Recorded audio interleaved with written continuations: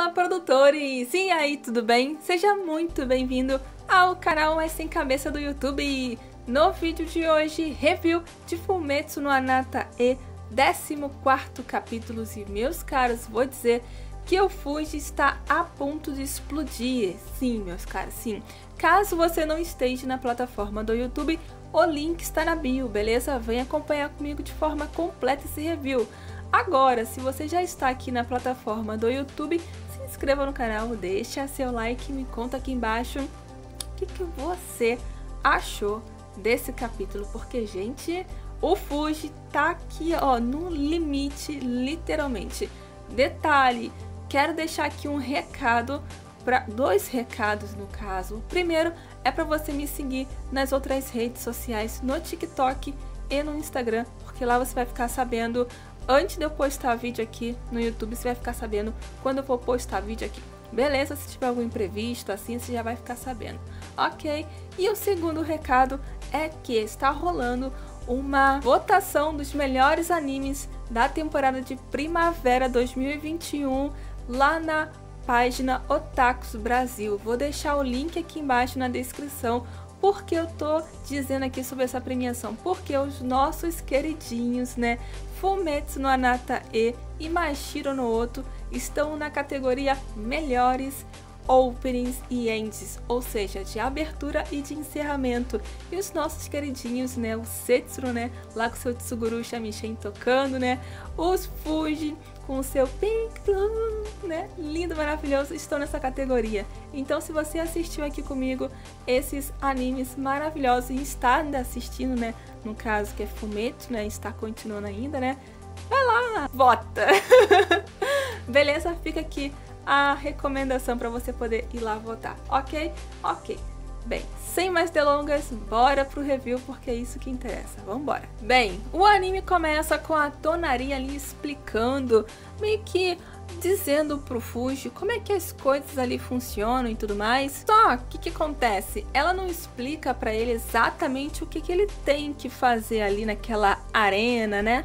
A Tonari, ela sai, deixa o Fuji ali, fecha tudo, e eis que o mestre de cerimônias, ele começa ali a dizer as regras e tudo mais, e diz também que o chefe ali da ilha já meio que deu partida já faz 3 dias, e que tem que começar ali um novo ciclo. Só que as pessoas começam a reclamar e falar que tá demorando muito, que tá chato, que tem que começar, e para de falar, e abre logo, e tudo mais. E de repente, o mestre de cerimônias, ele leva uma flechada na cabeça. Olha o nível da competição, gente. E aí, nesse exato momento que o Fuji começa a ligar uma coisa com a outra, ele percebe o nível que é ali da arena. Ou seja, o que ele tem que fazer é eliminar literalmente as pessoas. E aí, meus caros, a porta se abre, o Fuji é literalmente ali meio que esmagado, pisoteado pela galera, e eu vou dizer que nesse exato momento começou uma cena que literalmente eu pensava estar assistindo qualquer outro anime, tipo Attack on Titan, um Kimetsu no Yaiba, mas não Fumetsu no Anata-e, porque era um corte um atrás do outro. Eu falei, nossa, gente. Só que aí, né, eis que resta apenas um, só que a Tonari lá em cima avisa que ainda falta um e que teoricamente a conversa ali não acabou. E eis que o outro competidor, que no caso só sobrou um, o que ele faz? Ele literalmente joga um machado na direção da cabeça do Fuji. Só que não para por aí, meus caros. Eis que começa, eu não sei explicar o que começou, por quê? O Fuji, ele começa ali a pensar, e se por acaso ele se transformasse, as pessoas iam achar literalmente que ele não é um humano, e que ia começar aquela batalha que o velho da pinga avisou pro Fuji lá atrás, que se porventura as pessoas ficassem sabendo que ele é uma pessoa especial e tem poderes mágicos, né, ia começar uma disputa, ia começar uma guerra por ele, pelo corpo dele, né. Então ele ficou naquela discussão ali interna, se ele se transforma ou não, sim ou não, sim ou não. Só que enquanto o Fuji tá ali pensando se ele se transforma naquela criatura imensa, enorme, tipo o urso, nesse exato momento o outro competidor ele começa a enfiar vários objetos cortantes, vários objetos cortantes no corpo do Fungi.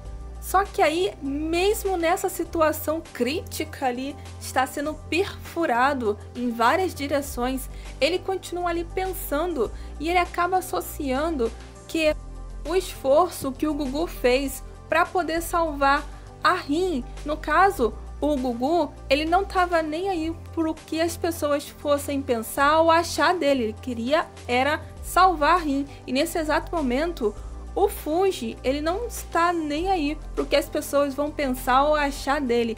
A prioridade dele ali é salvar a Pierron. E nesse exato momento, o outro competidor, ele cai no chão porque ele está de ressaca. Olha só, gente.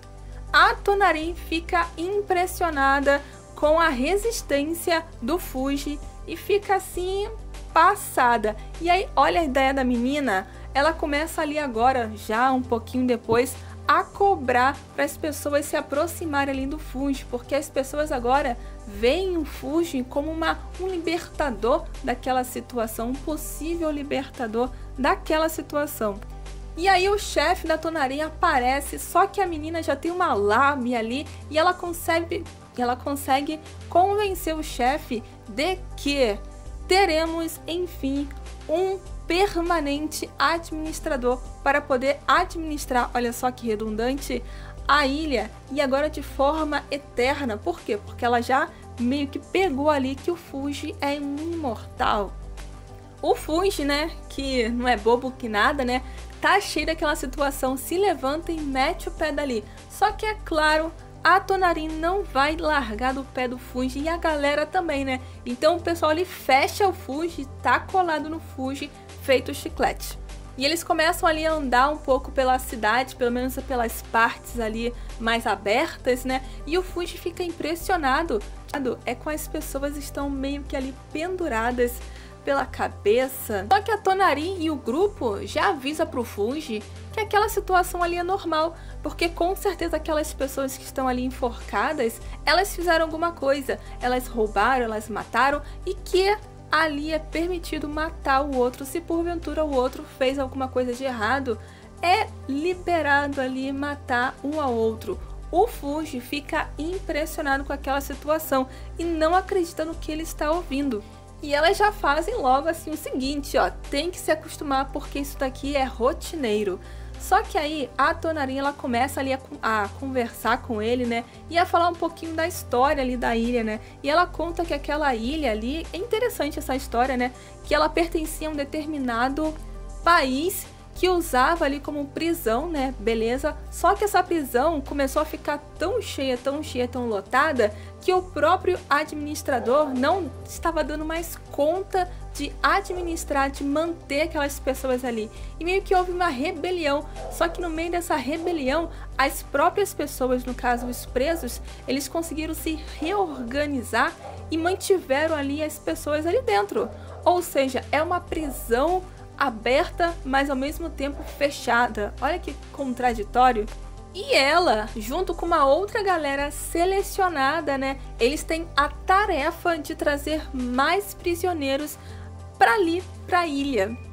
E olha só que interessante, o Fungi ali repara na mão da Tenori na marca dos prisioneiros, né? E olha só, o Fungi pergunta, ué, mas os prisioneiros então eles podem ficar andando e tudo mais? E ela revela que sim, pra quê? O Fungi fala, ué, então e a Pierron? Ela deveria estar aqui livre. Só que aí, meus caros, nesse exato momento, a Tenori, ela revela que a Pierron, ela foi meio que presa de uma forma especial. E aí ela revela que a Pierron, ela é uma criminosa muito violenta. E o Fungi fica assim, ué, como assim? E aí olha que interessante, gente. A gente acha que a Pierron, ela é fofa, ela é doce, ela é muito inteligente, porque assim, ela ajudou o Fungi, educou, no caso, ensinou ele a falar e tudo mais, né? Só que a gente não esquece, ou tenta se lembrar, enfim, né? Que a Pierron, ela já disse lá atrás, lá no comecinho da Mate, que ela era uma criminosa, que ela era uma prisioneira. E ela mesma disse, né, no caso aqui, a Tenori, ela revela que a Pierron já matou mais de 10 e a nomes. Olha só, gente, lá atrás, lembra naquele ritual que acontecia? Pois bem, né? A Pierrot, ela é culpada, olha só. Só que o Funge não se lembra disso, porque na época quando ela revelou isso, ele ainda era aquele menininho ainda meio que não sabia falar, não conseguia entender muito bem as palavras, então ele não consegue se lembrar dela falando isso. Ele consegue mais ou menos ali pegar alguma coisa, mas não encaixou essa situação da Pierrot. E ali um pouquinho mais tarde, né, ele acaba pedindo ali um auxílio pro Kansa, né, ou coisa preta como ele fala. Só que ele revela, no caso o Kansas, que ele não pode simplesmente pegar ele assim, levar ele até onde está a Pierrot e ponto, acabou. Não, ele tá ali para apoiar ele, para auxiliar ele no crescimento dele, ou seja, ele tem que se esforçar. De mão beijada não vai conseguir as coisas. E aí, meus caros, eis que começa ali uma conversa entre ele e o Kansas. Uma conversa muito estranha, muito intrigante. Até a trilha sonora cai um pouco, fica um ambiente um pouco mais tenso. Por quê? O Kansas pergunta se ele não vai continuar a participar do campeonato. E o Funge de pronto fala que não, porque na próxima etapa vai ser um x1. Um vai ter que matar o outro e acabou. Mata e ele sabe que ele não pode morrer, então ele vai ter que ser obrigado a matar o outro. Só que aí nesse exato momento, o Kansas fala assim, ué, mas você já matou? Tipo, o Gugu? Nossa, gente. O Funge fica assim, não, claro que não, eu não matei ele, não quis matar ele, essa não foi minha intenção, não... Enfim, ele começa a falar um monte de coisas, mas olha só essa percepção do Kansas sobre a morte. Ele fala que a morte carne assim, é algo que acontece para qualquer pessoa. E até aí tudo bem, todo mundo sabe que o final da nossa vida é morte, né? Todo mundo sabe disso. Só que ele fala que os humanos, às vezes, têm a habilidade momentânea de precipitar a sua própria morte. E que o Gugu, teoricamente, ele abreviou a sua morte para salvar a vida dele, sendo um pouco mais específico, né, para salvar a Rin. E aí ele compara essa mesma questão dele precipitar algo que poderia ser deixado um pouco mais para frente, como essas pessoas que estão ali na arena. Elas estão ali, elas sabem que elas têm um risco da morte, porém, elas estão atrás de um objetivo que no caso é se transformar ali no grande administrador e ganhar dinheiro e tudo mais, né? Mas elas têm a percepção, a escolha ali de que se porventura elas não conseguirem ali alcançar o objetivo, o resultado final será a morte, ou seja, estão precipitando algo que poderia ser adiado por muitos e muitos anos, no caso. E aí ele fala que é pro Funge não ficar com dó dessas pessoas, porque afinal de contas é uma escolha, né? Eles estão escolhendo algo que poderia ser deixado para depois, né? E olha que interessante isso. Se a gente for literalmente trazer isso para, como eu sempre digo aqui, a gente pode muito bem aprender com os animes e tudo mais, né? É uma escolha, né? Que isso é muito real, né? Dependendo das nossas escolhas no nosso dia a dia, literalmente a gente pode sim escolher precipitar algo que poderia ser deixado e rolado assim por muitos e muitos anos, mas infelizmente tem algumas pessoas que precipitam isso, né? Claro que eu não vou falar aqui a palavra, né? Mas que é uma coisa que não faça isso, né, gente? Por favor, né? Vamos curtir mais a nossa vida, né? Da melhor forma possível, né? Mas aí, seguindo, o Funge, depois dessa conversa tensa ali com o Kansas, né? Que ficou aqui na garganta, né? Ele decide dormir. E quem aparece ali para poder checar a temperatura do Funge, para ter certeza que ele está vivo, com a língua... Quem? A Yase, gente, a Yase chega assim do nada. No dia seguinte já, o Funge ainda tenta mais uma vez subir aquele paredão, só que ele não consegue, ele cai.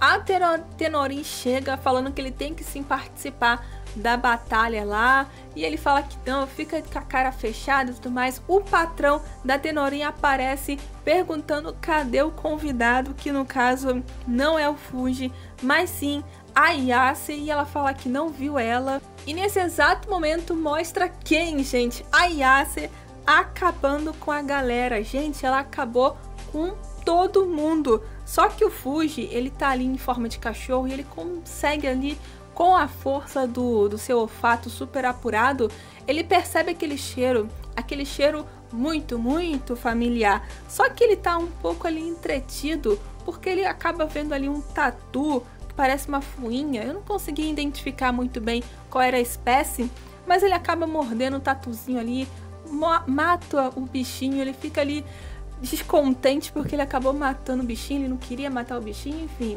crise de existência ali. Ele acaba se transformando num tatuzinho porque ele percebe que o tatuzinho consegue ali entrar no buraco. Só que no exato momento que ele ia entrar no buraquinho, eis que vem um pássaro do nada e leva o Fuji. Falei, gente, coitado do Fuji. E aí, para ele não ser levado e comido, né, ele se transforma agora no Fuji, no humano, e cai em cima de quem, gente? Tanto lugar para poder cair, ele cai na frente da Tonari e seus amigos. E aí, meus caros, eis que começa a batalha. E aí nós temos um novo mestre de cerimônias agora que está protegida, né? E, gente, começa a batalha e eu vou falar uma coisa.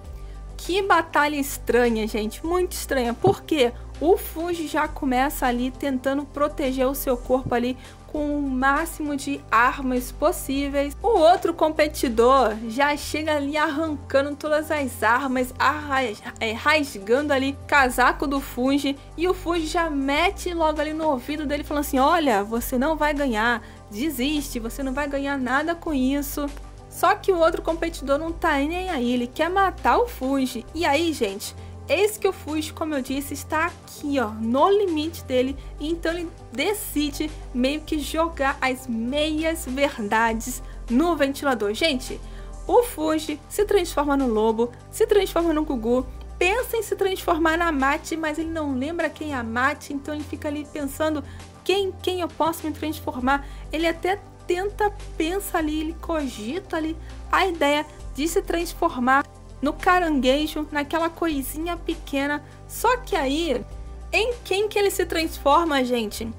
Na Parona. Aí eu falei, não, pera aí, ele se transformou na Parona. Lembrando que lá atrás, quando ele estava ali tentando saber como que funciona essa questão dele se transformar no outro, ele disse que ele só pode se transformar em um ser humano que tenha morrido. Ou seja, 4 anos depois, podemos então aqui ter a certeza de que a Parona está morta. Mais uma na lista de que se foi. Será, gente? O coração não aguenta, né? E Fumetsu no Anata e... Enfim, ele se transforma na Parona e acaba com o cara. O cara até fica meio que abobalhado, vamos dizer assim, né? Enfim, a Parona luta muito, né? Acabou ali, venceu a luta e só que acontece de longe, quem está ali só observando a Parona, o Fuji se transformando numa galera, a Yase tá ali só observando. Próximo capítulo, gente, próximo capítulo vai ser épico, épico mesmo. Curtiu? Se inscreva no canal, deixa seu like. Meu Deus, próximo capítulo maravilhoso, gente. Bora lá, bora produzir!